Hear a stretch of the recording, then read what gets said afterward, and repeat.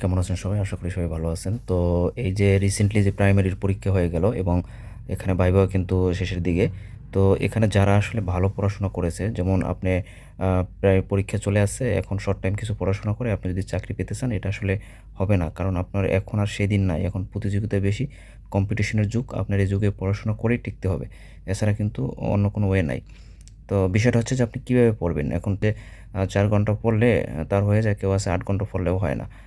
তো এটা হচ্ছে যে আপনি যত বেশি এই পরীক্ষার বা এই বইগুলো নিয়ে আপনি যত বেশি ঘাটাঘাটি করবেন, আপনার তত বেশি কিন্তু উপকার আসবে। থেকে ২০তম গ্রেডে কিছু বইয়ের কথা আমি বলব যে এইসব বইগুলো আপনি এই ১১ থেকে ২০তম গ্রেডে যেকোনো পরীক্ষা আপনি অ্যাটেন্ড করতে পারবেন এইগুলো বইগুলো পড়াশোনা করে।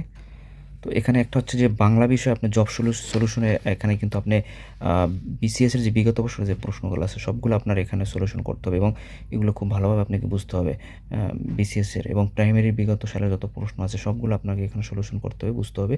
তাহলে কিন্তু আপনি এটা খুব সহজেই পারবেন। এবং আরেকটা হচ্ছে যে আপনি নবম এবং দশম শ্রেণীর যে ব্যাকরণ আছে এখান থেকে ব্যাকরণের এবং সাহিত্য বিষয়ের যে প্রশ্নগুলো আসে সেগুলো কিন্তু আপনি এই যদি নবম এবং দশম শ্রেণীর যে ব্যাকরণটা আছে এটা যদি আপনার ভালো ভালো আয়ত্তে থাকে এবং এটা হচ্ছে গ্রামারের বেসিক। এই বেসিকটা যদি আপনি বাংলা গ্রামারের বেসিক, এই বেসিকটা যদি আপনি ঠিক রাখেন তাহলে প্রশ্ন আপনাকে যেভাবেই করা হোক আপনি কিন্তু সেটার খুব সুন্দরভাবে অ্যান্সার করে যেতে পারবেন। আরেকটা হচ্ছে যে অগ্রদূতের যে গাইড আছে, অগ্রদূতের গাইডটা আপনারা এই গাইডটা সলিউশন যদি করতে পারেন, আপনি একটা ভালো ফলাফল এখান থেকে পাবেন অগ্রদূত।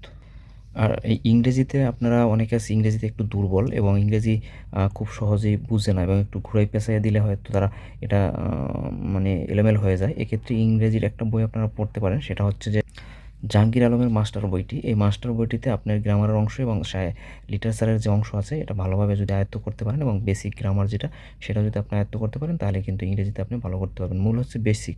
আপনি যেভাবেই প্রশ্ন করুক যদি আপনার বেসিক ঠিক থাকে তাহলে কিন্তু আপনি উত্তর যেকোনো প্রকারের উত্তর আপনি দিতে পারবেন। আ গণিতে সম্ভবত এখানে ২০ মার্ক থাকে এবং এটা হচ্ছে যে গণিতে ১০ এবং দৈনন্দিন বিজ্ঞান থেকে ১০। তো গণিতে আপনারা যে বইটা পড়বেন সেটা হচ্ছে খায়রুলসের যে বেসিক ম্যাথ আছে, এই বেসিক ম্যাথ বইটা আপনারা বিগত সালের যত প্রশ্ন আছে সবগুলো সমাধান করবেন এবং এইগুলো পড়বেন, বারবার পড়বেন। তাহলে কিন্তু আপনি এটার উত্তরগুলো খুব সহজে করতে পারবেন। আর দৈনন্দিন বিজ্ঞানে আপনারা ওরাকলের যে বিজ্ঞান বই আছে ওরাকলের, এটা থেকে আপনি কিন্তু দৈনন্দিন যে বিজ্ঞান এটার অংশগুলো আপনি পড়ে নিলে তাহলে কিন্তু আপনি খুব সহজে উত্তর করতে পারবেন। এখন সাধারণ জ্ঞানের জন্য আপনারা কোন বই পড়বেন? যেমন বাংলাদেশ এবং আন্তর্জাতিক বিষয়ের জন্য আপনারা যে বইটা পড়বেন সেটা হচ্ছে যে নাঈম হোসেনের যে বেসিক ভিউ আছে, নাঈম হোসেনের বেসিক ভিউ বইটা আপনারা যদি পড়েন তাহলে সেখানে কিন্তু আপনারা জেনারেল নলেজ আপনারা কিন্তু পেয়ে যাবেন। তো এটার মাধ্যমে সাথে আপনারা সাম্প্রতিক কিছু বিষয় থাকে, কিছু রিপোর্টের বিষয় থাকে, সাম্প্রতিক রিপোর্ট এবং সাম্প্রতিক কিছু বিষয় থাকে সেগুলোর জন্য আপনারা পড়তে পারেন। আলালসের সাম্প্রতিক আওয়ার যে বইটি আছে এই বইটা আপনারা পড়তে পারেন। তাহলে কিন্তু সাম্প্রতিক যেকোনো সমীক্ষা বা রিপোর্ট আপনি কিন্তু খুব সহজেই এটার অ্যান্সার করতে পারবেন। এই হচ্ছে বিষয়। তো মূলত হচ্ছে যে আপনারা পরীক্ষায় অ্যাটেন্ড শুধু করলেই হবে না, নামে অ্যাটেন্ড করলে হবে না। আপনি যদি ২-৩ বছর যেমন পরীক্ষা কিন্তু হয়তো ১-২ বছর ৩ বছর পর হয় প্রাইমারির পরীক্ষা হয়। তো আপনি অনার্স পাসের পর, মাস্টার্স পাসের পর যদি আপনি ২-৩ বছর ঠিকমতো পড়েন বা আপনি যদি অনার্সের শুরু থেকেই পড়া শুরু করেন এইসব বইগুলা, তাহলে কিন্তু আপনার অনার্সের মাস্টার্স শেষ হওয়ার সাথে হয়তো নিয়োগ পেলে আপনার চাকরি হয়ে যাবে।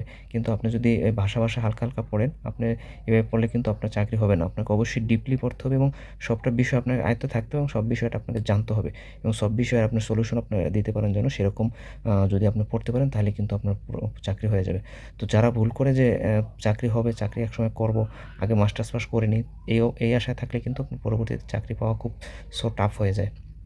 আর যদি আপনি অনার্স শুরু হওয়ার পর তো অনার্স এখানে ৭-৮ বছর লাগে বা এখন একটু কম লাগে। ৫-৬ বছরের মধ্যে যদি অনার্স আপনি শেষ করতে পারেন, সেক্ষেত্রে 5-6 বছর যদি আপনি শুধু চাকরির পড়া পড়েন ওই সাথে, তাহলে কিন্তু আপনার মাস্টার্স শেষ করার সাথে কিন্তু আপনার চাকরি হয়ে যাবে।